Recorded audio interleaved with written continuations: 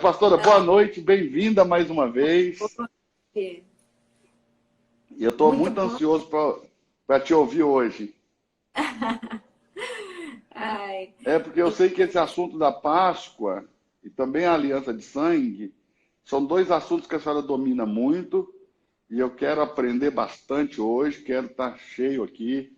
Vai ser um tempo bom. Espero que as pessoas também que estão aqui na nossa audiência possam convidar aí seus amigos, porque a pastora Naira vai falar sobre a Páscoa e também sobre a aliança de sangue.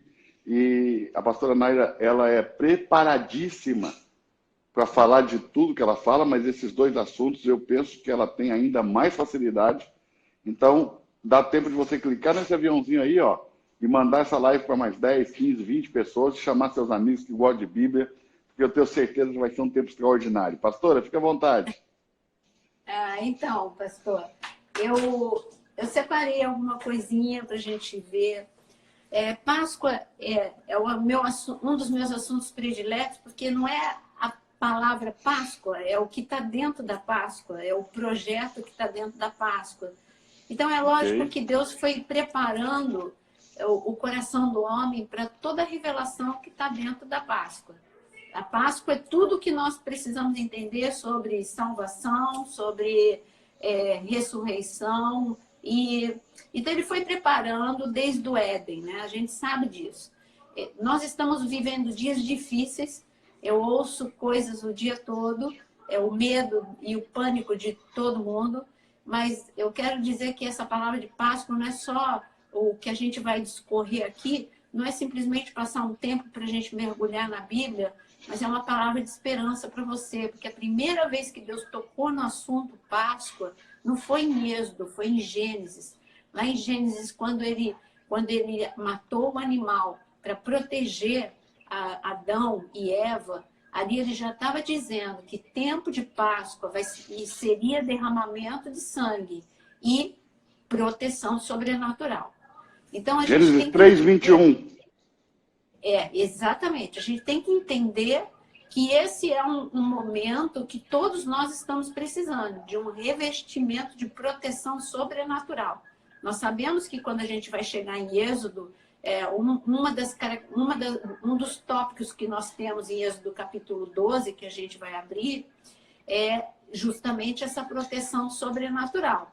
Nós vamos discorrer sobre outras Páscoas que aconteceram eventos sobrenaturais. Então, Deus foi preparando em Gênesis 22, dizendo que Páscoa é tempo de proteção. Quando nós chegamos em Gênesis 22, quando ele fala para Abraão entregar o seu filho, ali também é derramamento de sangue. E o derramamento de sangue já anunciava o que aconteceria na Páscoa. Agora ele se revela não como só que Páscoa é tempo de proteção sobrenatural, mas ele fala que Páscoa é tempo também de provisão sobrenatural. Uma provisão, porque ali ele se revelou com o nome de Jeová Jirê, o Deus provedor, e ele proveu o cordeiro, ele já estava anunciando a Páscoa de novo.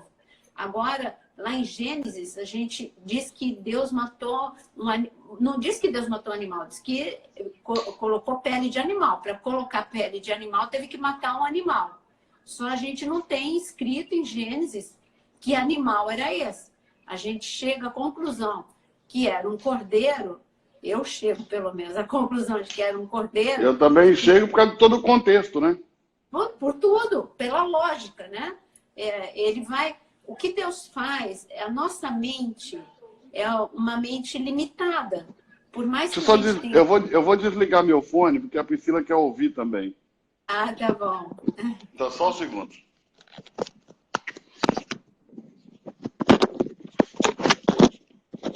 Pode falar. Então, nós temos uma mente limitada. Então, Deus, para ele explicar uma verdade, ele vai explicando como um bom mestre.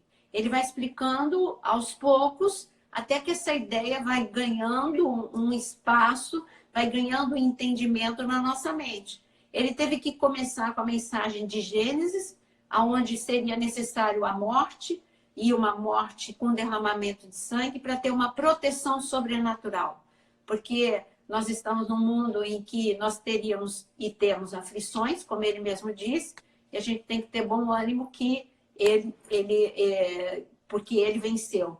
Mas então, Páscoa, a primeira mensagem é: Páscoa é proteção.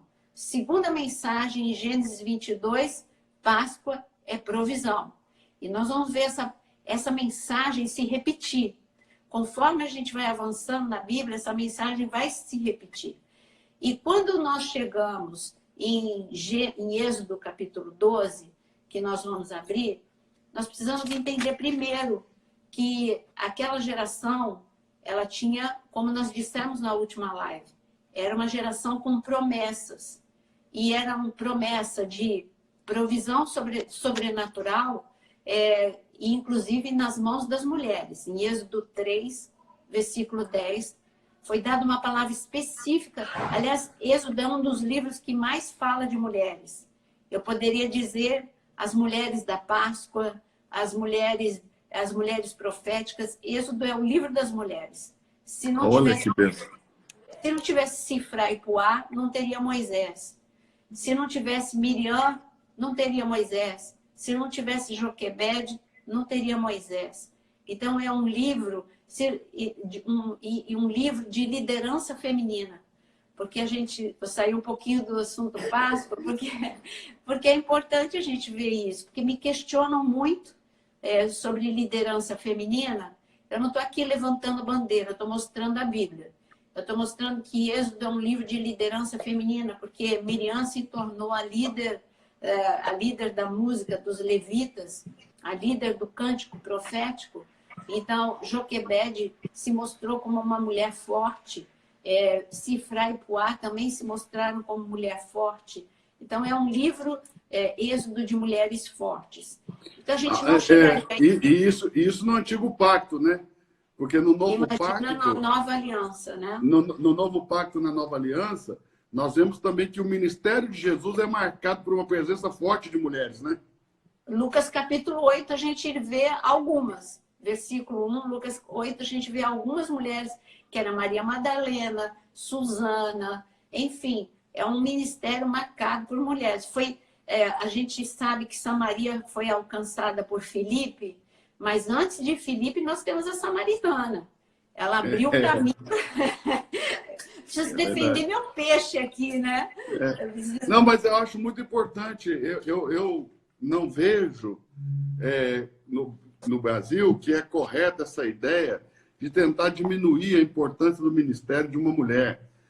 Aliás, eu acho que isso é de um machismo e também de uma falta de sensibilidade espiritual, porque as mulheres sempre foram importantíssimas em todo o processo de redenção, desde que o homem se perdeu. Sem falar também que o pecado entrou no mundo por um homem, né?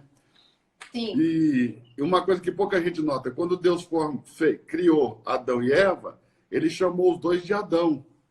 Quem chamou ela de Eva foi Adão depois de haver caído. Não foi Deus que chamou ela de Eva. Adão reduziu ela à mãe, mas Deus chamou ela de Adão. Ela era uma com ele, né? Auxiliadora mesmo, e havia idoneidade nisso. Você sabe, pastor, abrindo um parênteses nisso, você conheceu o pastor Júlio Melgar, né? Sim. Grande homem de Deus, faleceu, grande profeta. E teve uma ocasião que ele veio para a nossa igreja e ele entregou uma palavra para mim. Eu tinha acabado o meu mestrado, eu não estava com vontade de fazer o doutorado. Eu tinha sido desafiada, mas eu não estava com vontade, eu estava muito cansada. E aí ele me entregou, ele passou assim por mim e falou assim: pastora, eu vejo vocês numa graduação. Eu pensei algo assim, sabe? Ah, Deus, tá bom. Tô pensando espiritualmente falando. No dia seguinte, ele falou: você entendeu o que eu te falei? Eu falei: não sei se eu entendi. Ele falou assim: olha, porque quando eu falei, eu vi no meu espírito você com uma graduação mesmo, de diploma mesmo. Não era coisa espiritual, era de diploma mesmo. E Deus entregava uma palavra junto, dizia assim: olha, você precisa fazer isso porque você vai entrar no mundo dos homens. Vai ter lugar que eles não vão te respeitar como pastora. Eles vão respeitar o teu título. Então, e eu falei, puxa, eu nunca quis esse título, mas foi assim mesmo. Aliás, foi assim que eu entrei como tua substituta na Academia de Pregadores. Não foi como pastora, foi a doutora. É, Vendo? E entrou no mundo. Entrou no mundo pentecostal ainda. Pois é. E outras circunstâncias também, eu não sou aceita como pastora, mas eu sou aceita com a minha graduação. É muito interessante, né? Mas vamos voltar para a Páscoa. Eu entrei no assunto mulher, isso é outra coisa. Mas é um assunto lindo. Vai lá, eu te interrompi, desculpa. Não, fui eu que entrei no assunto mulher, porque eu entrei em Êxodo e eu amo falar das mulheres de Êxodo. Não, mas eu creio que foi pontual e muito bem colocado. Mas eu falei das mulheres, porque em Êxodo 3, versículo 10, para a Páscoa, estava liberado uma palavra sobre elas. Tempo de restituição. Toda restituição, Deus mandou uma palavra e disse que elas deveriam pedir às suas vizinhas ouro, prata, vestidos. Essa restituição é de 430 anos, não. Então, a Páscoa seria um momento, agora a gente já vai crescendo a ideia da Páscoa. Então, Páscoa é proteção sobrenatural, Páscoa é provisão, como a gente viu em Gênesis 22.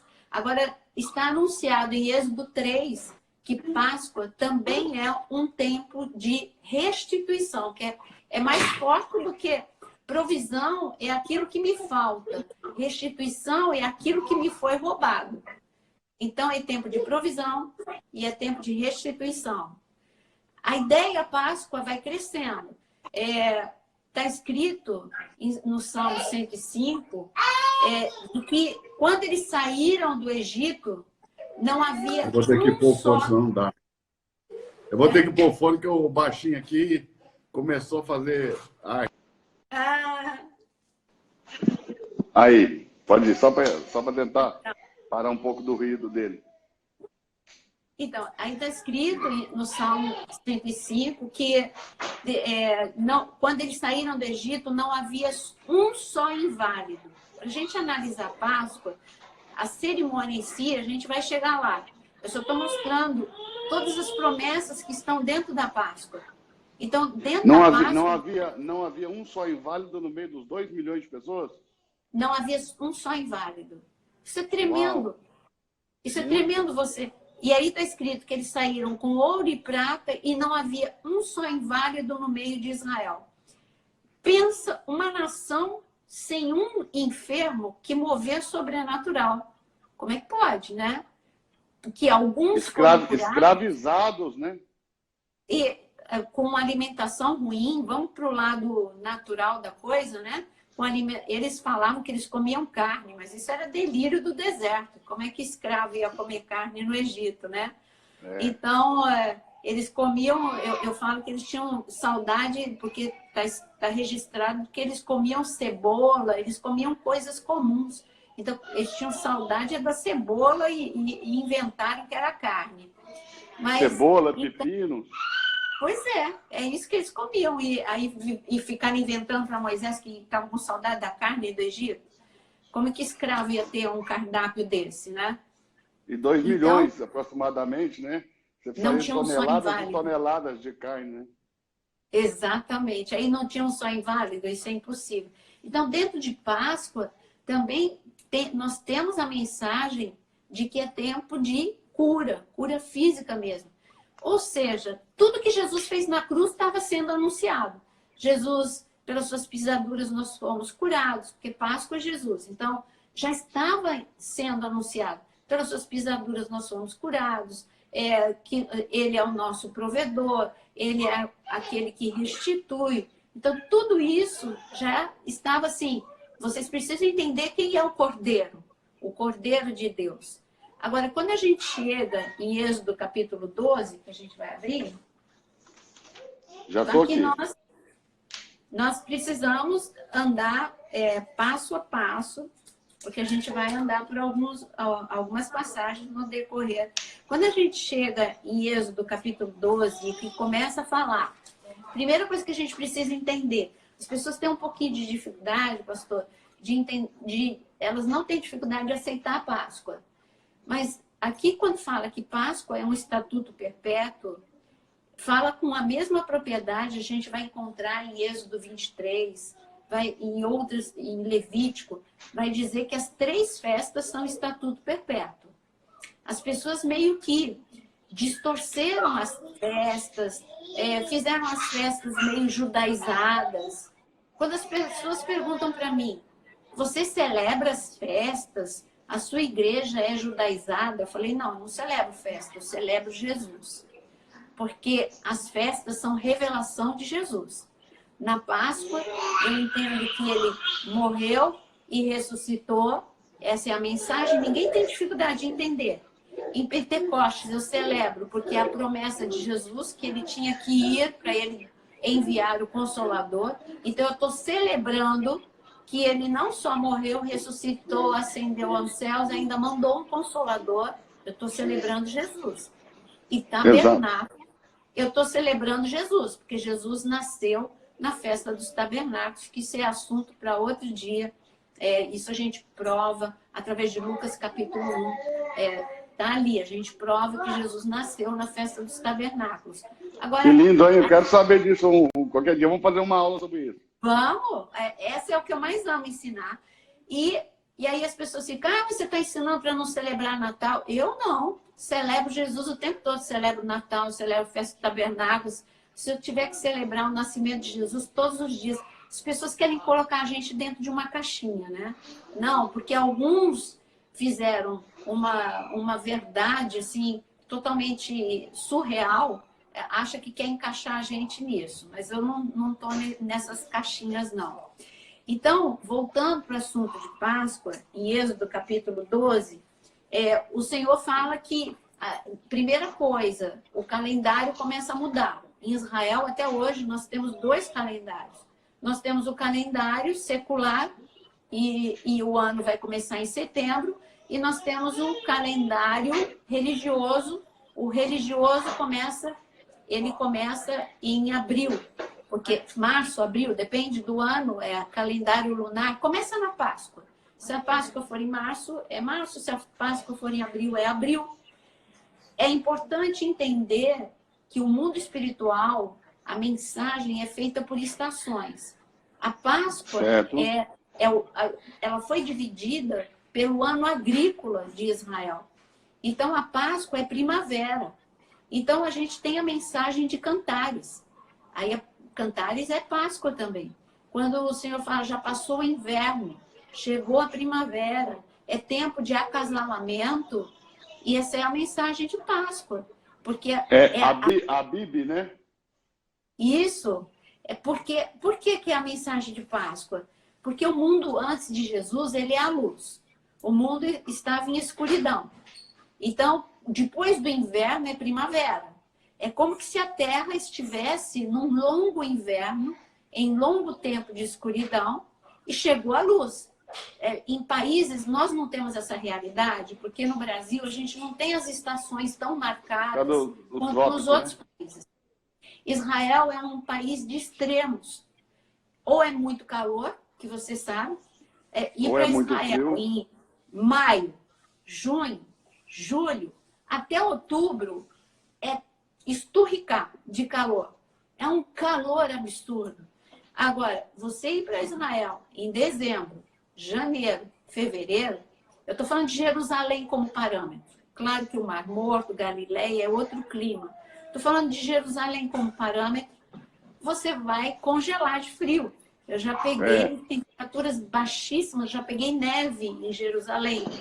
Então, depois de um inverno rigoroso, que é dezembro, janeiro, fevereiro, você tem um alívio quando chega a primavera.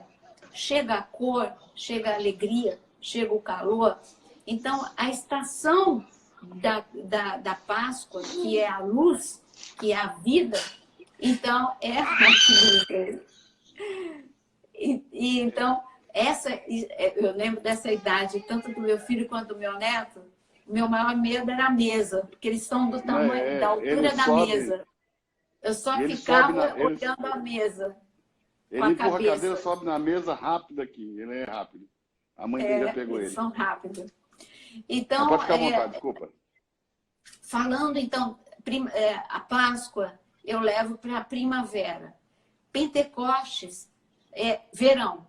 Então, o verão fala de aquecimento, calor, fogo, Espírito Santo. Você está vendo como tem tudo a ver? Tudo a ver. Jesus é a vida. A primavera fala de vida, de alegria, de cor, enquanto que o inverno, o verão fala do calor, do fogo, que é o Espírito Santo. E já Deus trabalha essas estações, né? Exato. E já tabernáculo fala da maturidade, porque tabernáculo é a estação, tanto do nascimento de Jesus, como da volta de Cristo. E aí a gente fala de um tempo de maturidade sobre a terra, e também tem ligado às colheitas. Mas eu só queria que entendesse, porque hoje o nosso assunto é Páscoa, então que Páscoa ela está relacionada à primavera. Eu fico pensando naquele momento em que Jesus andou com os dois malfeitores. Eu fico dizendo, ali eram 3 sentenças de morte. E aqueles 2 homens, eles estavam do lado daquele que poderia dar vida, libertação, e eles estavam tão focados no problema que eles não olharam para a solução que estava bem do lado deles. Só um, na última hora, que conseguiu entender isso. A minha mensagem para você, antes da gente entrar em Êxodo 12, é que cuidado para não ficar olhando só para o coronavírus, só para o problema financeiro que o coronavírus está trazendo, e os seus olhos estarem tão fixados no problema que você não está vendo a solução que está do teu lado, porque nós entramos num momento que nós estamos precisando de uma solução humana, sim, vacina, mas nós precisamos de uma solução sobrenatural, porque senão ninguém vai aguentar esse baque, não é? Mas, concordo, então, em Êxodo capítulo 12, o Senhor disse, no versículo 1, disse o Senhor a Moisés e a Araão na terra do Egito, este mês vos será o principal dos meses, tá vendo? É o principal, é o que aconteceu de melhor, é o plano perfeito de Deus sendo executado. Pensa como o céu parou. Ali o pai estava ansiando por esse momento. Porque esse momento ele é o cordeiro desde a fundação do mundo. Então, Deus estava esperando ansiosamente e continua esperando. Aqui ele continua anunciando, não aconteceu. Mas ele já estava anunciando, olha, esse é o principal mês, porque na plenitude dos tempos vai acontecer o que eu estou ansiando, vou continuar a ansiar, que é a morte e a ressurreição. Quer dizer, Deus esperou 4.000 anos, desde a criação de Adão, para que o plano perfeito acontecesse. Pensa na expectativa do céu. Grandiosa. E cada vez que uma geração aprendia sobre Páscoa, cada geração que aprendia sobre Páscoa aprendia um pouco mais. Adão aprendeu o rudimento. Abraão aprendeu um pouquinho mais. Moisés e toda essa geração vai aprender um pouquinho mais. Agora, Josué, que nós vamos ver que vai celebrar a Páscoa, já sem Moisés, ele vai aprender um pouco mais que Moisés, até a gente chegar o momento que é a plenitude de tudo. Então, quando chega aqui, ele dá algumas instruções que esse é o mês principal. Ou seja, é o momento, é o ápice, é o cumprimento da promessa principal para a humanidade. É o segredo. Deus tinha esse segredo. Nem os anjos entendiam. Nem os anjos participaram desse segredo. Era um segredo entre Deus Pai e Deus Filho. Então, era algo grandioso. Agora, primeira coisa ele diz que o mês é o principal. Depois ele começa a dar instruções para Moisés e ele mostra o quanto o sangue de Jesus é valioso. Imagina se saíram 3 milhões de pessoas e eles foram separados por casas. Imagina a quantidade de sangue num único dia que foi derramado. Um cordeiro por família. Pensa, aquela terra tinha cheiro de sangue. A terra de Goshen ficou, naquele dia, ficou encharcada, poderíamos dizer, de sangue. Porque Deus queria... Se Moisés entendeu que era, a princípio, que Páscoa era salvação, libertação, era cura, agora ele tinha que entender que o sangue era algo extraordinário. O sangue era a mensagem. Então, ele mandou algo exagerado, porque Deus é um Deus extraordinário e Deus exagerado. Para entender o poder do sangue de Jesus, ele mandou que tivesse muito sangue naquele dia. E teve muito sangue derramado. Teve muito cordeiro morto. 3 milhões de pessoas. Se a gente colocar Faz aí um cálculo. 10 pessoas por casa, são 300 mil cordeiros. Aí pensa no sangue derramado. Eu acho que no Brasil hoje você não tem essa quantidade de cordeiro. Tá Se você quiser comprar assim, você não consegue. Vai ter que planejar uma compra dessa. Imagina todo mundo matando um cordeiro. Um cordeiro. Um por casa. Um por casa. E todo mundo tendo que colocar o sangue na bacia. Tinha cheiro de sangue. Aquela terra, naquele dia, tinha cheiro de sangue. Então, uma das ordens era o sangue. Eu gosto muito de estudar o ritual para entender a mensagem que tinha. Né? Hoje, o judeu até hoje, ele celebra a Páscoa do jeito que foi celebrada aqui em Êxodo capítulo 12. Com ervas amargas, com cordeiro, com a matzá, que é o pão sem fermento. Esses elementos básicos é o que tinha nesse dia.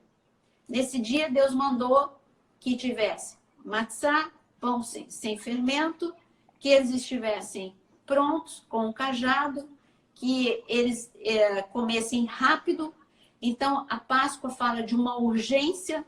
Deus tem uma urgência para que isso aconteça, a libertação, a salvação, a restituição. Então, esses elementos são os básicos. Com o passar do tempo, os judeus começaram a acrescentar alguns elementos na Páscoa deles. Então, eles chamam de Haggadah. Eles leem um livro durante o Seder, que é o jantar. Vamos falar em linguagem simples. É o jantar da Páscoa. E durante esse jantar da Páscoa, o judeu ele lê o Haggadah, que é nada mais, nada menos que a narrativa das pragas. E eles têm um hábito de cada praga, eles têm um copo com um vinho, aí a cada praga eles tipo espirram. Eles fazem sem entender o porquê. Mas a gente sabe que é o sangue de Jesus que representa, não é? E a criança mais velha tem que perguntar para o pai 3 vezes. Porque ela pergunta até mais do que isso. Por que essa noite é diferente das outras? Aí o pai responde contando a narrativa das pragas até chegar no dia da Páscoa. E ela pergunta, por que essa noite é diferente das outras? E o pai responde tudo isso. Eles inseriram, não estou falando que é bíblico, hein? Eu estou falando que eles inseriram nessa cerimônia algumas coisas que eu acho interessante.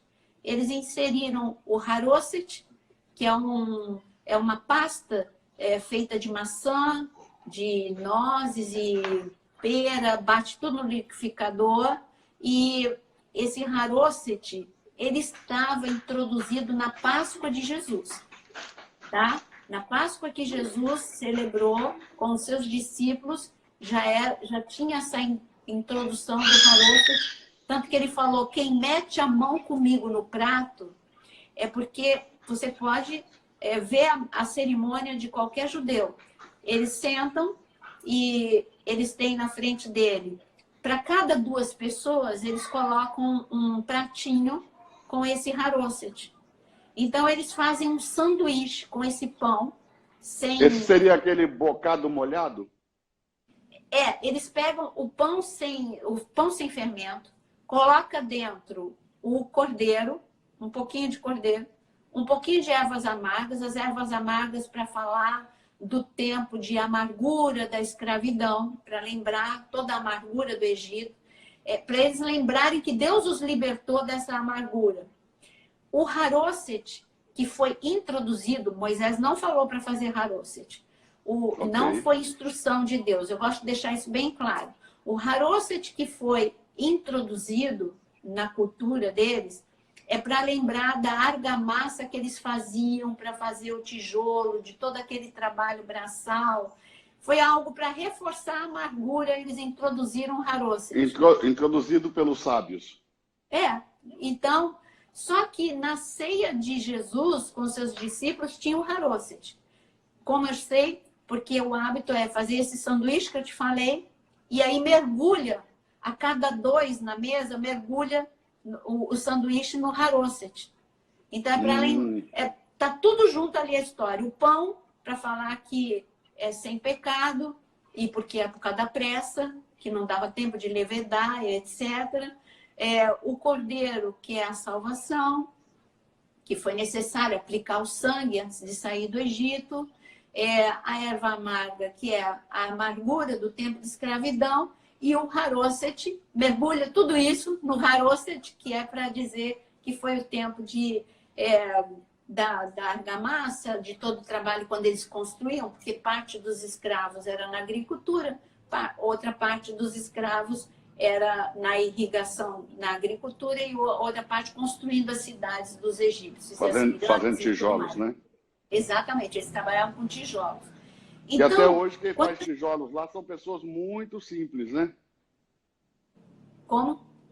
Até hoje, quem faz tijolos lá no Egito são pessoas muito simples. Sim. É a categoria mais... Se fosse na Índia, eu diria de casta inferior, né? Já no Egito, ou são os escravos ou são as pessoas inferiores. Então, quando você vê que essa noite foi muito especial. E essa Páscoa de Êxodo capítulo 12... tem algo interessante para nós agora no século 21 com o coronavírus. Não foi o único momento que Deus mandou que se fechassem por famílias. Essa noite foi diferente. Essa noite, cada um teve que ficar fechado com a sua própria família. Então, não dava para misturar. Era por famílias. E eram casas. E cada casa tinha que aplicar o sangue na porta para proteger do exterminador, para proteger de uma praga, para proteger de uma morte. É lógico que quando a gente vai, os cientistas até andam de mãos dadas com a Bíblia. Se a gente procurar, pesquisar, eles, para cada praga, eles dão uma justificativa. Por exemplo, o rio ficou vermelho. Os cientistas dão. Não, porque foram algas. E a gente teve no Ceará, há pouco tempo, algas que elas deixam a água vermelha, tipo de alga. Então, porque foram algas. Tudo bem. Existem algas que deixam mesmo assim. Agora, a coincidência é que a alga chegou na hora que Moisés... Não, que Moisés falou. Então, eu digo que a ciência tem que se render, né? Aí, não, porque tem maré baixa, porque tem uma comprovação. Então, o extraordinário é que na hora que o povo precisou que a maré tivesse baixa, o Mar Vermelho abriu, né? Então, não importa o que eles falam. Eles falam, não, os primogênitos morreram, porque tem um tipo de mofo, e aí que deu esse tipo de mofo. Extraordinário que esse tipo de mofo tenha sido na noite que Deus disse que os judeus, para ficarem protegidos desse tipo de mofo, tinha que ficar na sua casa. E ainda Deus deu até a hora que ele ia passar, né? Ele passaria meia noite. O mofo tinha o dia e hora, né? Eu gosto de ver a ciência descobrindo, sabe por quê? Porque Deus usa o mundo natural, ele só potencializa as coisas. Mas eu gosto de ver a ciência andando de mãos dadas com a Bíblia, né?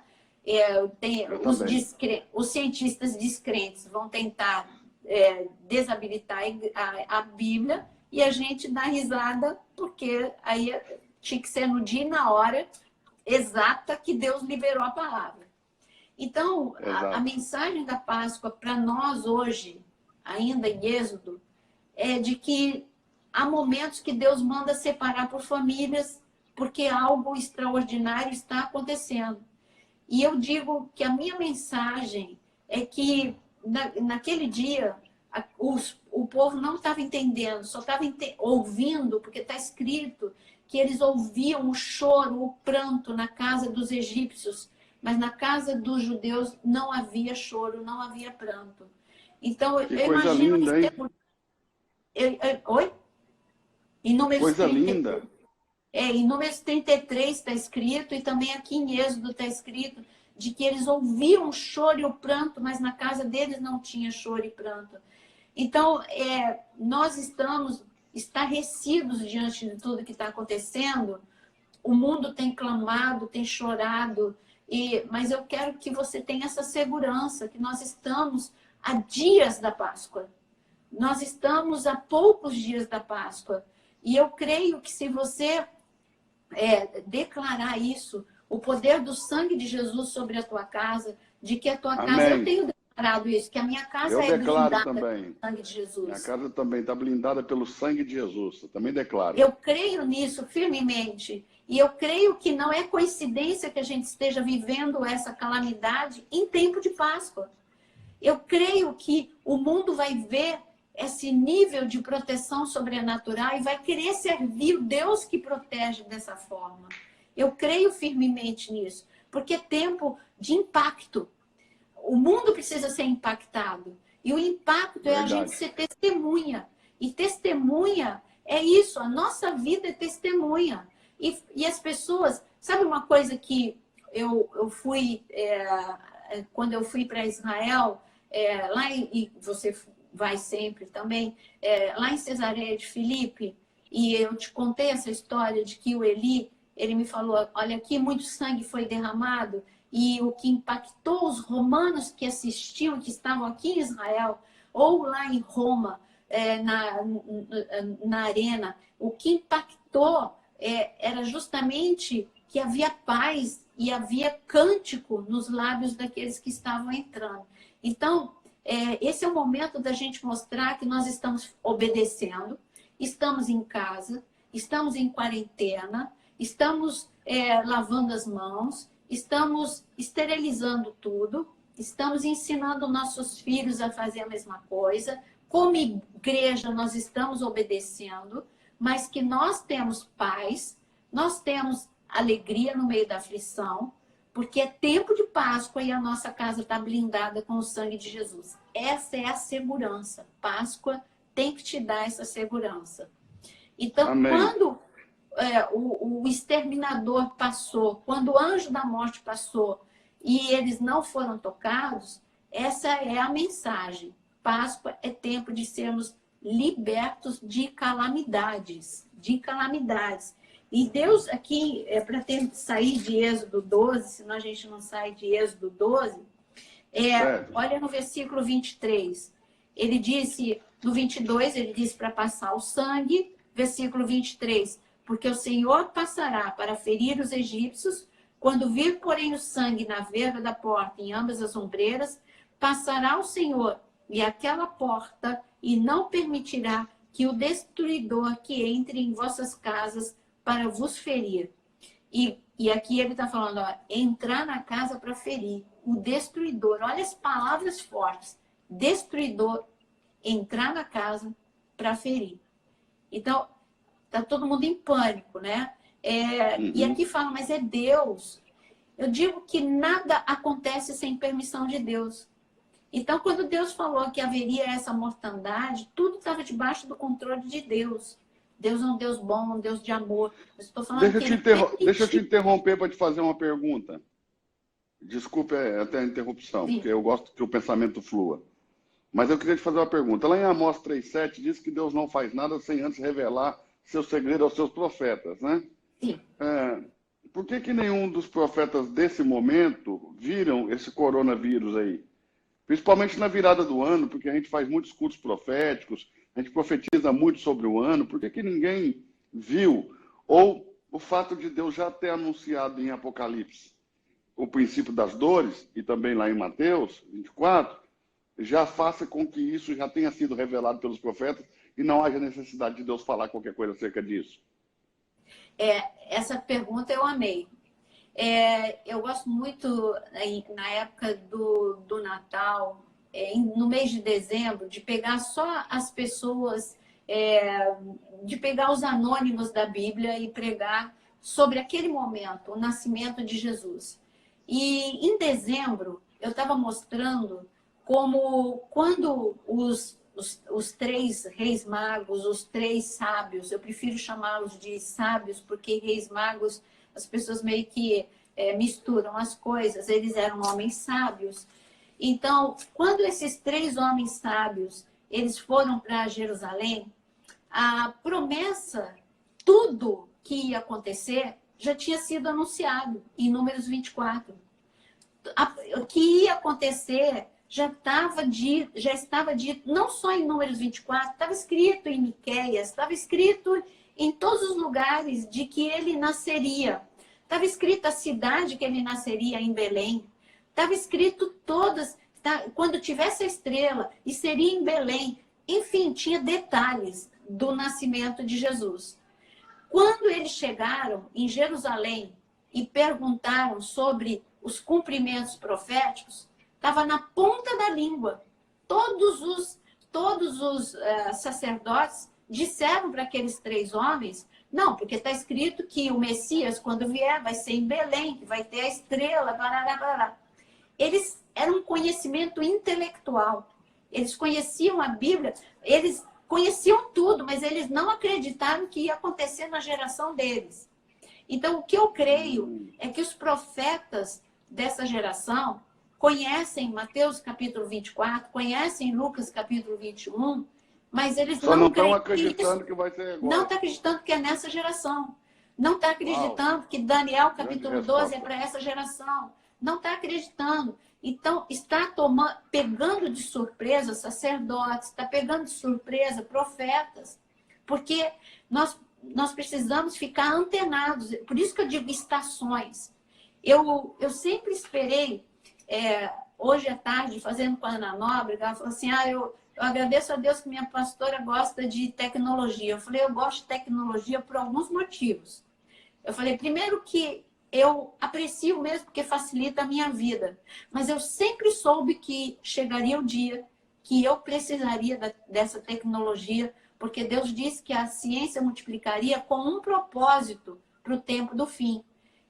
Olha, a gente está aqui detido em casa, mas ninguém pode deter a gente.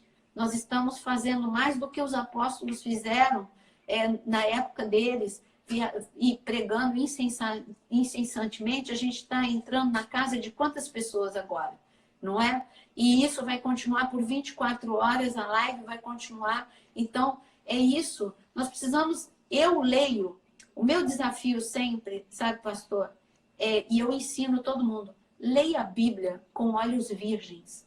Sabe o que é com olhos virgens?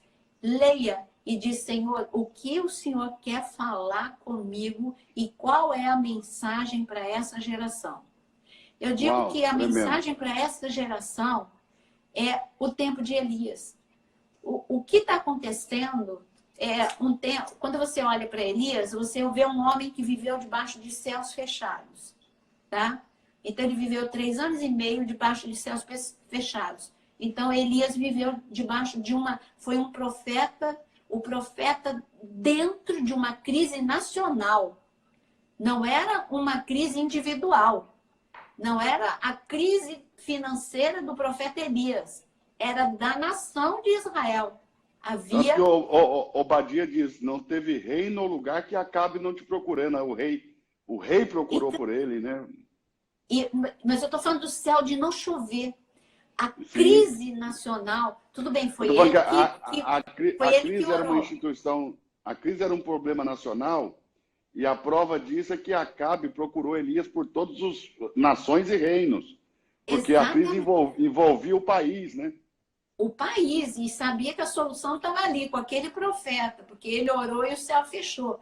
Então, nós estamos debaixo de uma crise hoje nem nacional, é mundial. Mas nós somos profetas como Elias, cada um na sua proporção. Elias foi um profeta que enfrentou o espírito de Jezabel, e é o que nós estamos enfrentando. O espírito de Jezabel traz sonolência, apatia, aquele povo cocheava entre 2 pensamentos, deixaram o pobre do Elias carregar as 12 pedras, eles não se envolveram, havia uma frieza, uma apatia, eles queriam benefício. Eles não queriam o trabalho, né? É uma geração que tinha um altar arruinado, e Deus mandou todo mundo ficar dentro da família, porque o altar precisa ser restaurado. O altar da família é o primeiro que precisa ser restaurado. Depois nós estamos tendo que... Você sabia que é na pressão que a gente conhece o melhor e o pior da gente, né? Eu sei. Cada um de nós, nessa quarentena, já se fez muitos memes, já se fez muitas coisas, muitas brincadeiras, mas a gente brinca com o que é sério. Cada um está conhecendo o seu pior agora, o seu melhor e o seu pior. Então é tempo de uma restauração também emocional. Agora está todo mundo vendo que eu sou um desequilibrado, que a ira ainda eu não consegui o autocontrole, eu ainda tenho problemas com a ira, eu ainda tenho problemas com a impaciência e etc e tal. Então, olha quantos altares estão sendo reconstruídos. O altar da honra também está sendo reconstruído, porque agora está valorizando o seu pastor e a sua igreja. O altar da palavra também, porque agora tem paciência de ver a live, porque eu preciso entender o tempo que eu estou vivendo, né? Então, nós somos a geração de Elias, a geração de Elias, a geração do arrebatamento, enfim, tantas coisas. Mas uma coisa que eu esqueci de falar em Êxodo capítulo 12, diz a tradição oral, que foi neste momento que... Porque nós não temos o autor do Salmo 91. Nós temos o autor do Salmo 90.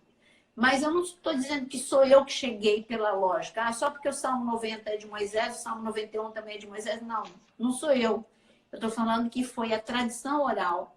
Eles dizem, a tradição oral dos judeus, eles dizem que o Salmo 91 foi dado nesse momento em que eles estavam fechados em família, que Moisés, que recebeu vários cânticos proféticos, tanto que em Apocalipse se encontra o céu cantando o cântico de Moisés. É lindo isso, né?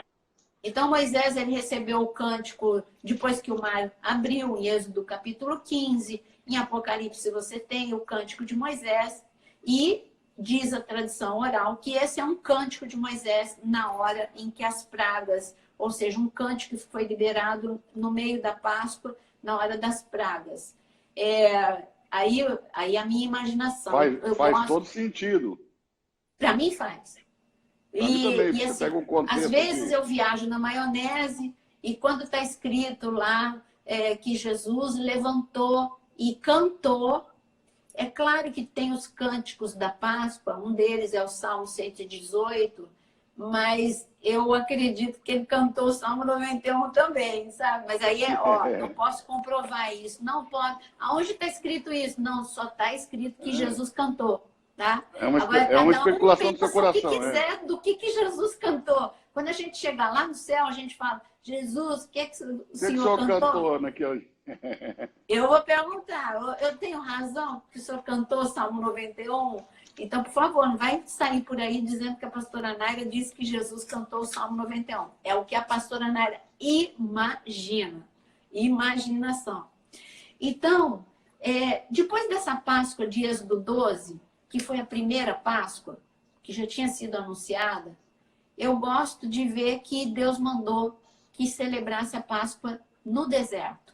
Então, a gente vai para Números capítulo 9, versículo 14. E ali, Moisés dá uma ordem. Agora, imagina, está no meio do deserto e eles vão celebrar a Páscoa. Está escrito em Êxodo 9, 14. E quando um estrangeiro peregrinar entre vós e também celebrar a Páscoa ao Senhor, segundo o estatuto da Páscoa e segundo o seu rito, assim a celebrará. O mesmo estatuto haverá para vós, assim para o estrangeiro, como para o natural da terra. E foi assim que o povo celebrou a segunda Páscoa, já no Egito, já no deserto. Então, eu digo que todas essas mensagens que a gente está crescendo, o que Deus falou em Gênesis capítulo 3, em Gênesis capítulo 22, então, proteção sobrenatural, provisão sobrenatural. Quando a gente chega em Êxodo, restituição, libertação, cura física, enfim, algemas quebradas, está tudo dentro de libertação. Agora a gente chega em Êxodo capítulo 9, e qual é a mensagem? É um povo que estava vivendo Primeiro era a dificuldade da escravidão, agora era a dificuldade de um ambiente onde escassez fazia parte do dia a dia deles. Então, nós temos uma mensagem de nos reinventarmos em tempo de dificuldade, de florescermos em tempo de dificuldade. Aí eu volto para o que eu gosto, lembra que a economia mundial vai florescer, né? Vai florescer. Vai Sabe por chegar quê? a primavera para a economia do mundo, né? Sabe por quê? Porque o deserto floresceu. Havia essa promessa para Israel. Você sabe disso. Em 1948, quando Israel renasceu, ninguém queria aquela terra, porque era uma terra salobra, uma terra salgada, uma terra estéril e uma terra de malária. Aí Deus deu sabedoria para um médico que conseguiu, judeu, que conseguiu erradicar a malária da terra, e Deus deu sabedoria para eles poderem fazer a irrigação por gotejamento, e deu a sabedoria a eles a fazer a plantação em terraço, onde tem muitas pedras, eles usavam as próprias pedras, porque é uma terra que tem pedra, como os muros do terraço, para proteger. Deus deu sabedoria para Ben-Gurion, que eles chamam o Moisés do século da Idade Moderna. Então, Ben-Gurion falou, bom, Deus está escrito que o deserto vai florescer. O deserto é o Negueb. Então, o Negueb é 70% de Israel. E como é que pode o deserto florescer? Ele podia ficar passivamente só esperando o deserto, assim, Deus dizer, e agora o deserto vai florescer. Se Deus quisesse, ele faria assim. Mas Deus também usa o mundo natural. Deu sabedoria para ele, e ali ele canalizou a água do Mar da Galileia, levando a água do Mar da Galileia até o Negueb, e assim o deserto floresceu. Hoje a gente vai, quando a gente vai para lá, né? Você sabe que a gente passa por plantações, passamos por lugares com quase inacreditável, estufas. né? É inacreditável, aquelas estufas que eles descobriram que se eles colocassem as plantas nas estufas e que elas tivessem dificuldade, não facilitar tudo para as plantas. Como assim? Pôr um pouquinho de sal, deixar um pouquinho do sal daquela terra de Israel na planta, na terra que a planta foi na estufa. Por quê? Porque aí a planta, esse choque para a planta, faz com que ela deixe... Os legumes de Israel são muito doces por causa desse choque, do pouquinho de sal que eles deixam. Eles não facilitam para a planta. Então, o tomate é o mais doce. O tomate é o mais doce, as frutas são as mais doces em Israel. Israel ensina muita coisa para a gente. Então, essa sabedoria foi liberada para Ben-Gurion e o deserto floresceu. Então, a gente está na segunda Páscoa. A segunda Páscoa fala de renascimento. Já está falando de ressurreição aqui. E eu estou dizendo que esse é o nosso tempo de ressuscitar, de Deus levar um rio para o lugar ermo. Então, essa é a mensagem para a geração que celebrou a Páscoa no deserto, em Números capítulo 9. Agora, eu gosto muito da Páscoa, a terceira Páscoa, que é a de Josué, capítulo 5. Então, Josué, capítulo 5. Josué, capítulo 5, no versículo 10. 5:10. Eu acho impressionante como eles chegaram, já era a geração que iria entrar na Terra Prometida, e Deus mandou que duas coisas fossem feitas antes do extraordinário acontecer. Deus mandou que Josué circuncidasse todo aquele exército que tinha crescido no deserto e não tinha sido circuncidado, porque ali eles tinham haveria o quê? Na hora de circuncidar, derramou sangue, e muito sangue. Agora já não era mais... Você está vendo como o entendimento vai aprofundando? Você vê que agora já não foi ali... Na Páscoa de Josué, assim, a tônica é o sangue dos homens. Não era o sangue ali do cordeiro. Então, quando o Josué passou cortando o prepúcio de cada um daqueles guerreiros, Deus estava mostrando, olha, é hora de circuncidar o coração, essa é a palavra? Tem muita exército carnal, não vai conseguir vencer o Jordão que está transbordando, nem os muros que são muito altos. Então, ele já estava deixando uma mensagem. Mas para nós que estamos estudando Páscoa, a mensagem é derramamento de sangue. Só que aí eles celebraram a Páscoa. Foi a última Páscoa antes de entrar na Terra Prometida. E parece que já Deus... nas Campinas de Jericó, né? Exatamente. E parece que nessa Páscoa Deus estava dificultando as coisas dele, porque depois as coisas para Josué. Porque depois da Páscoa, ao invés de ter algo sobrenatural acontecendo, aconteceu algo sobrenatural, mas ruim. O maná cessou. Porque quando vem uma dificuldade, é essa mensagem que eu acho que o coronavírus está deixando para a gente. Quando vem um nível de dificuldade como esse, você tem que entender que Deus está querendo mudar o cardápio da gente. Até ali era maná. Daí para frente ia ser tudo que ele prometeu, os frutos da terra. Amém. Era uma terra Amém. que manava leite e mel. Era Amém. uma terra que teria videira, que teria figueira, Amém. que teria abundância, fartura, que teria romã. Os 7 frutos da terra prometida que foi prometido desde Deuteronômio, capítulo 8. Esses 7 frutos já estavam prometidos. Agora, quando acontece uma interrupção, nós temos dificuldade de entender o intervalo de Deus.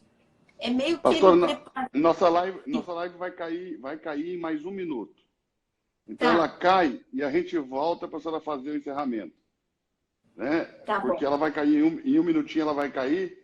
Então, caindo aqui, a gente volta, a senhora faz a conclusão. Tá bom. Pode continuar, pode continuar. Então, essa é a Páscoa de Josué. A Páscoa dá um frio na barriga quando algo interrompe. Mas Deus, ele está no controle. Tem um intervalo entre a promessa e o acontecer que ele meio que confunde as trevas. As trevas achavam, bom, agora sem maná eles estão destruídos. Mas acontece que o cardápio estava do lado de lá, bem pertinho deles. Então, creia nisso. Esse tempo de tudo parou, o mundo parou, o comércio parou, todo mundo foi afetado. É o maná que acabou, mas a terra prometida. Oi, pastora. Voltamos. Eu voltei para a senhora fazer a conclusão, mas assim, desde já eu quero te agradecer por essa aula. Que aula incrível, que coisa linda, sabe? Eu estou impactado. Ficaria aqui até amanhecer o dia. Eu queria só concluir que em 2 Crônicas, capítulo 30, depois dessa Páscoa no deserto, 2 reis avivalistas. Então, essa é a outra mensagem para a gente. Páscoa é tempo de avivamento. Capítulo 30, verso...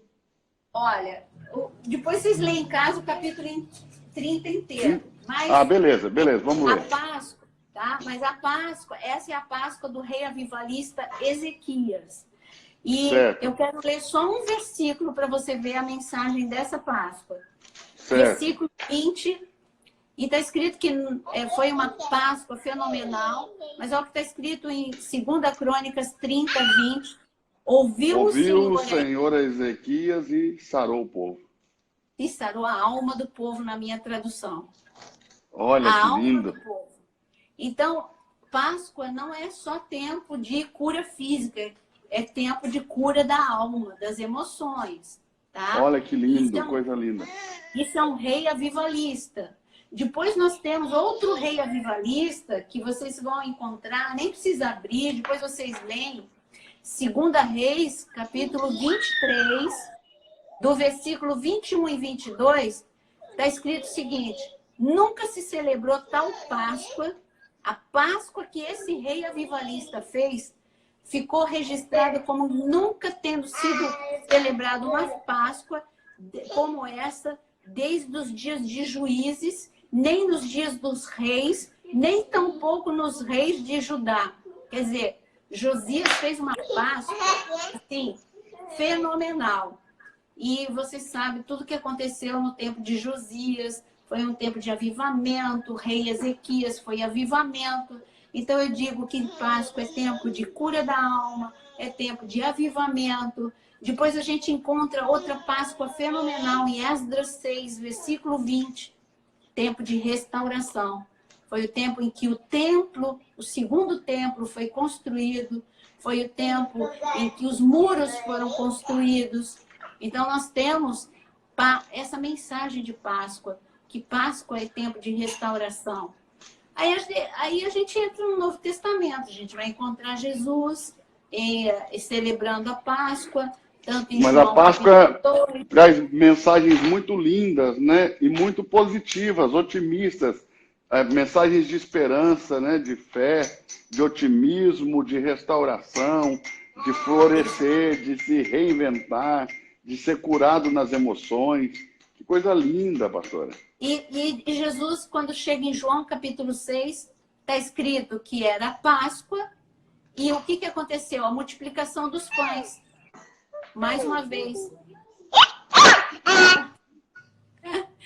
Mais uma vez a provisão. João capítulo 6 é Páscoa e provisão para o povo. Multiplicação de pães. Por isso eu quero profetizar aí para todo mundo, multiplicação de pães aí. Amém, eu recebo. Que nós Dá estamos... tempo da senhora responder umas perguntinhas? Dá, claro. Então, pessoal, você faz aí na caixinha aí de perguntas, faça a sua pergunta, né? Até por óculos. Faz aí a sua pergunta que a pastora Naira... Se você não sabe onde é a caixa de perguntas, aí embaixo no seu Instagram tem uma interrogaçãozinha. Você clica aí, você faz uma pergunta, que eu vou colocar essas perguntas aqui para a pastora Naira, ela vai responder as perguntas, claro que for possível, não vai conseguir responder todas, né? Deixa eu ver aqui se está ativar.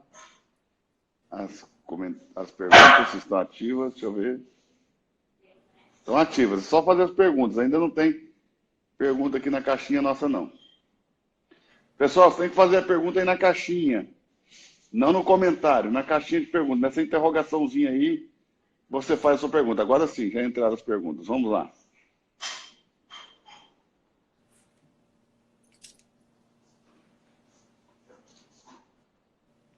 A senhora crê que na Bíblia contém palavras de Deus ou que a Bíblia é a palavra de Deus? Olha só. Para mim, a Bíblia é a palavra de Deus. Olha, para mim também. Vamos para outra.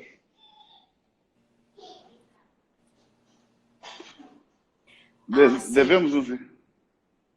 Olha, há momentos específicos que você pode fazer isso como um ato profético, alguma coisa que você queira, mas necessariamente é a oração. Eu oro. Por exemplo, eu pego o Salmo 147, eu digo, Senhor, eu só coloco as trancas celestiais na minha casa. Ou eu pego esse texto e falo, Senhor, eu aplico o sangue de Jesus e a minha casa está blindada. O poder está na oração. Mas há momentos que Deus fala para ungir os enfermos. Se você quiser, que você está orando, você está consagrando a tua casa a Deus. Você mudou, e aí você para aquela casa...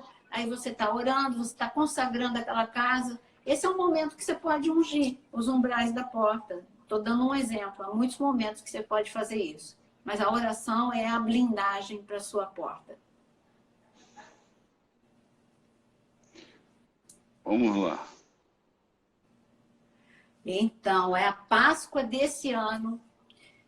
Meu querido ou minha querida, eu digo para você que eu só creio, eu venho falando isso, eu creio que faltam pouquíssimos dias para a Páscoa. Eu creio que alguma notícia nós vamos receber até a Páscoa. Eu creio de verdade.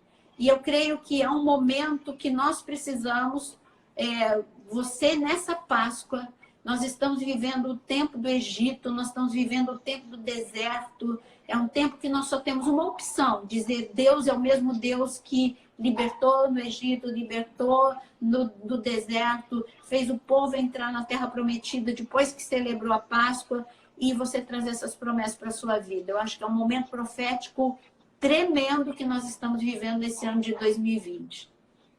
Outra pergunta, pastora. Como você me explica que Jesus é Deus? Como? Meu Deus, como que eu explico que Jesus é Deus? Bom, meu Deus, é difícil explicar isso, né? Como é que eu explico que Jesus é Deus? Ou eu creio nisso, ou eu rasgo a Bíblia. Porque ele é o Filho de Deus, ele é Deus, a Bíblia diz, ele despojou da sua divindade, depois ele reassumiu. Se eu não acredito nisso, ele foi anunciado desde Gênesis até o cumprimento, tudo, detalhes de que ele, o Filho de Deus, que é Deus, está anunciado. O Salmo 110 que diz, quando fala que ele é o Senhor e que o Pai colocou os inimigos por escabelo dos pés dele. Então, eu tenho que crer nessa palavra, porque se eu não crer em tudo que estava escrito a respeito dele, de que ele é Deus, ele é o Filho de Deus, ele é o Melquisedeque, sem nenhuma genealogia, se eu não acreditar nisso, então, eu vou te dar um exemplo. Quando eu fui estudar em Israel, eu estava os judeus, eles têm muita dificuldade, mesmo quando convertidos, de aceitar que Jesus veio em carne, a sua humanidade. Eles acreditam que ele veio como Deus quando eles se convertem. Mas aí eu perguntei, como é que é a cruz? Não, tudo bem, ele foi para a cruz, mas tipo assim, ele não sentiu a dor, era mais ou menos isso, umas coisas confusas. Então eu estava num culto e estava sendo em hebraico, estavam traduzindo para mim, então eu estava sentado do lado do filho de quem estava pregando e ele estava traduzindo. Eu falei assim, você acredita em João, capítulo 1? Ele falou, claro que a gente acredita. Eu falei, tá. Eu falei, isso aqui que está escrito em João, que o verbo se fez carne. Então, é problema de tradução? Aí ele falou, não, você tem que se fazer de bobo, né? É problema de tradução? Lê como é que está em hebraico aí. Na tua Bíblia está em grego, né? Mas na dele estava em hebraico. Lê aí como é que está. Ele falou, não, é em carne. Eu falei, então tá bom. Aí ele cutucou a esposa dele. E está escrito que é em carne. Aí eu deixei o bichinho da dúvida nele, né? Então é isso, a Bíblia diz que o verbo se fez carne e que a glória de Deus se manifestou porque ele é a própria glória. No princípio era o verbo estava com Deus, o verbo era Deus. Exato. Paulo também escreve aos Filipenses, dizemos, né? Tenham entre vocês o mesmo modo de pensar de Jesus Cristo, né? Que mesmo existindo na forma de Deus, não considerou usurpação o ser igual a Deus. Né? Exato. Então, ou seja, Paulo declara também que Jesus Cristo é Deus, João declara que Jesus Cristo é Deus. Bom, o Novo Testamento declara que Jesus Cristo é Deus. Nós que somos protestantes, né? O Antigo também. Mas nós que somos protestantes, nós cremos nessa triunidade de Deus, né? Um Deus que existe na pessoa do Pai, do Filho e do Espírito Santo. Pastora, o rei Davi foi um rei avivalista? Foi um rei avivalista. Para mim foi um rei adorador, um rei avivalista. Que rei é esse que trouxe adoração 24 horas por dia? Isso é um rei avivalista, um rei que mudou tudo. Ele mudou a forma ele teve essa coragem, esse ímpeto. Eu digo que quando eu vou lá para a cidade de Davi, eu digo que ali eu ainda ouço o som do avivamento. Os reis avivalistas moraram ali. E Davi, para mim, é um rei avivalista. Eu não deixo ele fora dessa listagem. Extremamente inovador, né? Ele introduziu de novo as armas de ferro em Israel. E armas, e o sistema de adoração, e fez instrumentos musicais, e os 24 turnos de adoradores. Ele mudou tudo. É um rei de reforma, ele. Pode explicar quanto à parte da Páscoa e a cura na alma? Sim, sim. Quando você vê que a Páscoa foi um momento em que os discípulos ali, eles foram... Porque a cura da alma, ela acontece no momento... Deus, às vezes, dá um choque na gente. Então, quando eles foram confrontados com toda aquela... Vamos para Pedro. Se eu generalizar, eu não falo tão detalhado. Pedro, ele foi curado na alma durante a Páscoa. Ele fez tudo errado. Ele fugiu, ele não estava no túmulo na hora certa, fugiu do Getsemane, do jardim do Getsemane, não foi para o jardim do túmulo, ele não estava ali ao pé da cruz, estava só João, ele negou Jesus. Então, era um fracasso em pessoa, se a gente fosse assim analisar. Jesus... A alma foi esfarelada, né? Foi. Esfacelada. Ele se convenceu de que ele não tinha mais chance, porque ele cometeu todos os erros em pouquíssimas horas. Assim, todos os erros que uma pessoa podia cometer, além do mais, ele ainda cortou a orelha de Malco. Quer dizer, é muito erro em um pequeno espaço de tempo. Todo o temperamento dele, tudo veio à tona e ele deixou.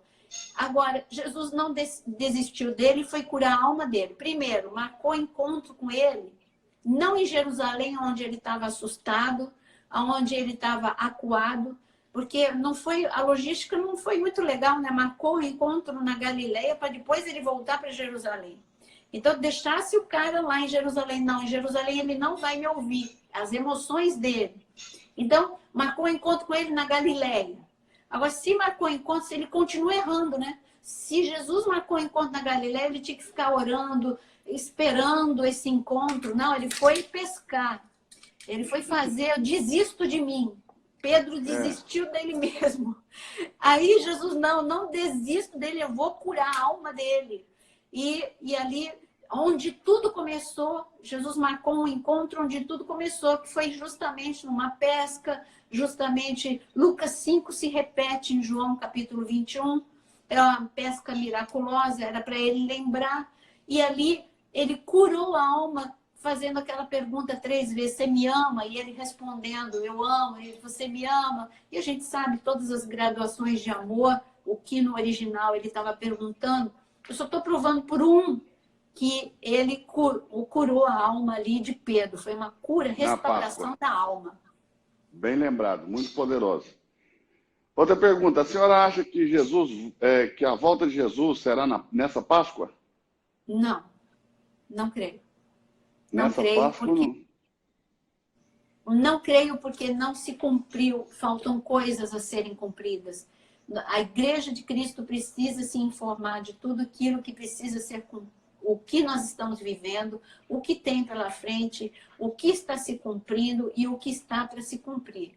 Então, nós ainda não fizemos, ainda não aconteceu o que Deus anunciou, porque Ezequiel 38 está armado no Oriente Médio. Aquelas nações citadas em Ezequiel 38, está tudo armado. Agora está a Tríplice Aliança. Hoje não sou eu que estou chamando assim, é o IDF, é o exército de Israel chama a Turquia, o Iraque e chama a Síria da Tripla Aliança. Então, nós precisamos saber tudo que está para acontecer. E assim a gente vai saber que ainda nós temos algumas coisas a fazer antes de Jesus voltar. A gente tem que trabalhar muito. Se você me perguntar se eu acredito que nós somos os trabalhadores da última hora e que Jesus está voltando, sim. Aí já é outra conversa. Mas nessa Páscoa, não. A outra primeira pergunta antes dessa aí vai ter Páscoa no reino? Eu considero as bodas do Cordeiro como a Páscoa. As bodas do Cordeiro de Apocalipse 19. Outra pergunta. Acredito que sim. A Páscoa tem relação com a ceia? Ela anuncia, ela tem parte. A ceia, eu prefiro chamar a ceia de aliança de sangue, que seria o outro assunto que não deu tempo da gente tocar. Então, Páscoa é Páscoa, é uma vez por ano, e é uma celebração bem diferente, e a ceia é para celebrar sempre em comunhão, para lembrar a aliança de sangue. A aliança de sangue é uma outra mensagem muito forte. O nascimento de Jesus foi na Páscoa? Não, foi na festa dos tabernáculos. A Páscoa é o cumprimento profético de morte e ressurreição de Jesus. Agora, o nascimento foi na festa dos tabernáculos. Só mais um aqui para a gente encerrar. Vamos aqui, tem muita pergunta, né? É bom, né? Muitas. Só que tem muitas também que não tem muito a ver com o que nós estamos falando. Mas vai lá. Misturar a lei com a graça é decair da graça? Não, é entender a graça. Porque o que as pessoas acham é que graça é libertinagem. Elas confundem muito. Por exemplo, a lei de Deus diz que se eu me deitar com uma pessoa, eu estou em adultério. A graça diz que se eu olhar para essa pessoa, eu já estou em adultério. Não é misturar, não. Isso daí é uma complementação e a graça chega a ser até mais rigorosa do que a lei. Porque antes era pegar em flagrante, agora é a intenção do coração a graça. As pessoas precisam entender melhor o que é graça. Porque ele é perfeito. Ele elevou o nível de relacionamento, não diminuiu, ele elevou, né? Porque na lei, se eu matar, derramar sangue de uma pessoa e o coração dessa pessoa parar de funcionar, eu matei. Eu sou um homicida. Na graça diz que se eu não amar meu irmão, eu sou homicida. Então, amém. A gente precisa entender que a graça de Deus não é uma liberdade para você pecar. E eu estou falando de lei e de graça. É claro que nós fomos libertos de muitas coisas que nós nem conseguimos cumprir, de rituais de homens impostos por homens. Leis colocadas, por exemplo, em Israel, você tem um livro que são as mitzvot, que você tem 600 e lá vai pedrada, leis para você cumprir, e que não é lei de Deus, é lei do homem. Eu não posso apertar o botão do elevador porque é trabalho, eu não posso acender a luz porque é trabalho no Shabat. Então, tudo isso é escravidão. Então, Cristo nos libertou dessa lei dos homens, que os homens colocaram. Agora, a lei de Deus, Jesus, ele vem complementar, ele vem mostrar que é possível viver, porque ele nos dá poder para viver o que Deus, a santidade, que você precisava se lavar. Por mais que ele se lavasse para se purificar, nunca seria como o sangue de Jesus, que nos torna mais alvo do que a neve. Então, Jesus não veio revogar, ele veio cumprir a lei. Isso que nós precisamos entender. Então, o que estava anunciado que a água fazia, ele está mostrando para a gente que a água não dá para limpar o pecado. É o sangue de Jesus, é o arrependimento. Então, a gente entende melhor com o cumprimento. Jesus é o cumprimento da lei. Qual é o nome da pastora para eu poder seguir? Lá em cima tem aí, ó, o link aí. Em cima aí tem o nome dela. Olha na sua live no alto assim, vai estar o meu @PR Eduardo Reis e embaixo vai estar o dela. Pastora Naira Pedrini aí. Então é só você clicar que você já vai para o perfil dela e você vai poder fazer aí. Naira com Y. Você vai poder segui-la. Pastora, muito obrigado mais uma vez por essa honra de ter a senhora aqui na minha live.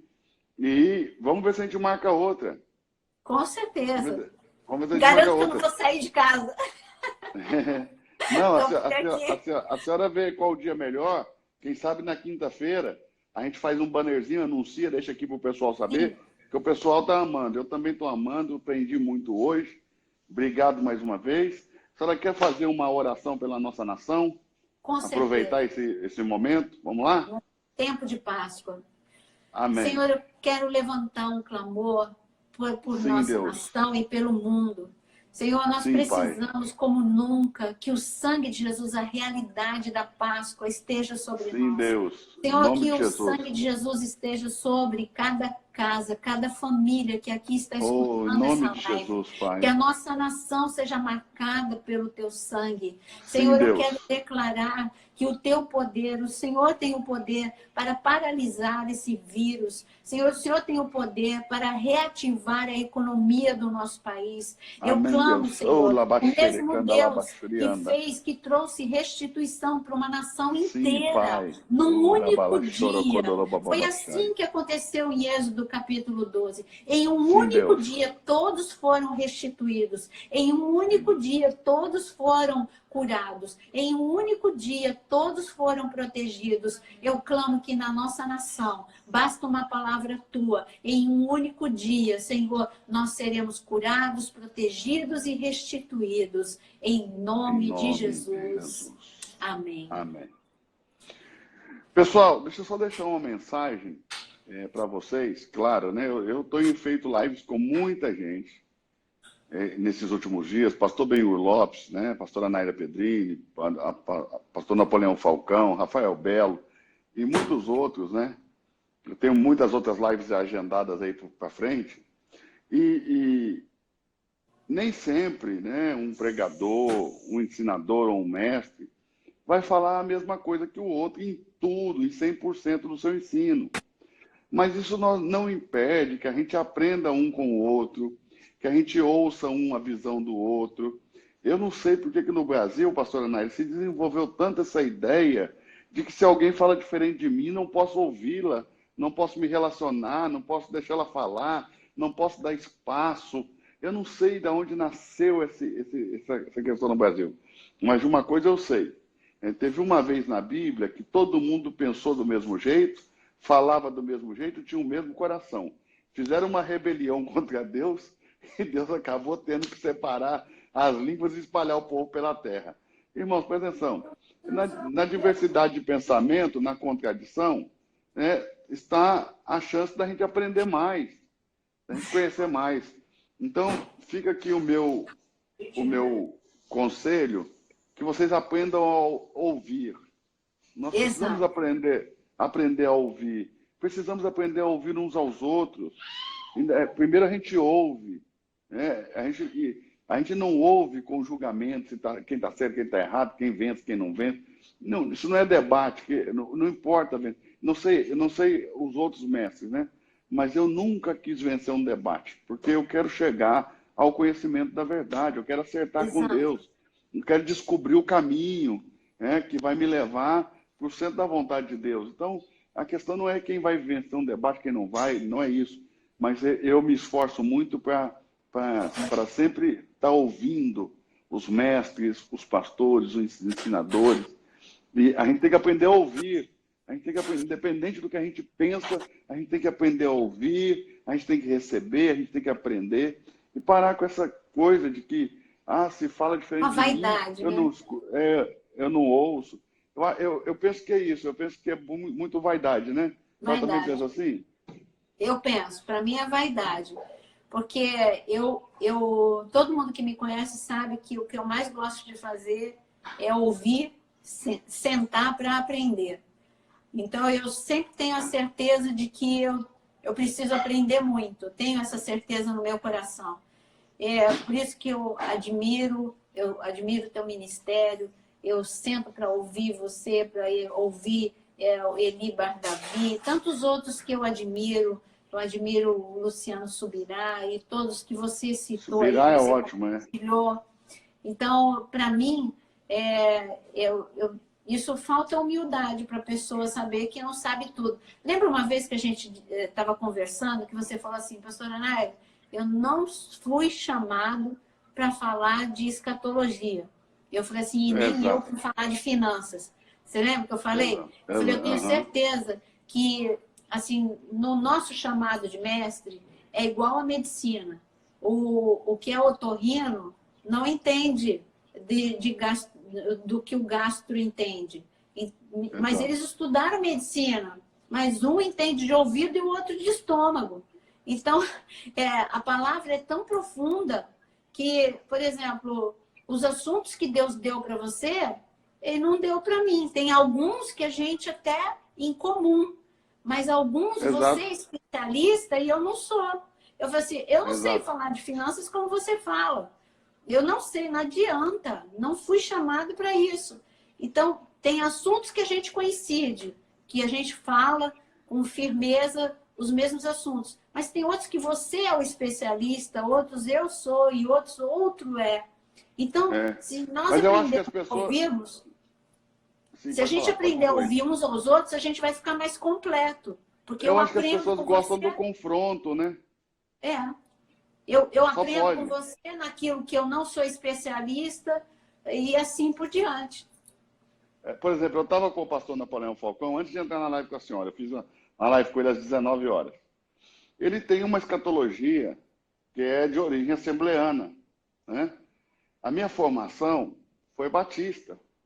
Uhum. Então, e como eu já disse para a senhora, só sabe, escatologia nem é um ponto que eu dedique muito tempo estudando, porque não é meu forte, ok? Mas eu tenho uma escatologia que eu recebi de formação. Eu já sei que a do pastor Napoleão é diferente da minha. Para que eu vou confrontar? Eu quero aprender, eu quero ouvi-lo, porque quem sabe na forma dele enxergar as coisas, eu encontro pontos que possa fortalecer aquilo que eu acredito, que possa embasar melhor o que eu entendo, que possa me trazer respostas em lacunas que eu ainda não encontrei resposta, né?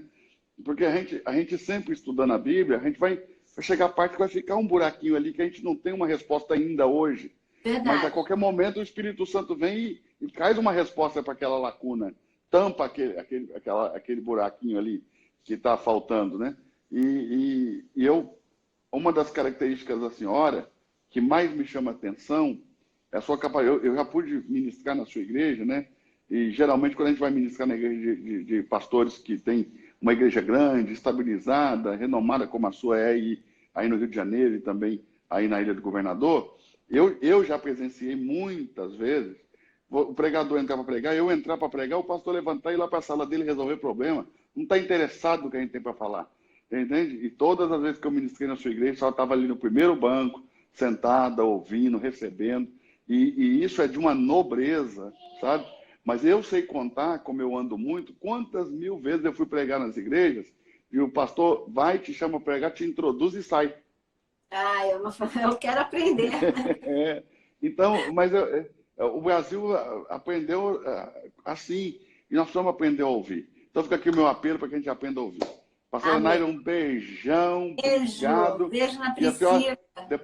Sim, depois a senhora, a Priscila, a pastora Naira está te mandando um beijão. Ela tá mandando um beijo, falou que não conseguiu assistir porque o Lourenço estava aqui elétrico. Mas ela ama o assunto, ela pediu até para falar sobre esse assunto da Páscoa, é muito lindo. E vamos ver se a gente consegue marcar outra para essa semana ainda. Só para me falar, eu já anuncio aqui depois pro pessoal, tá? Tá bom. Um beijo no teu coração, um beijo pro apóstolo Jonas aí, para todo mundo. Obrigada.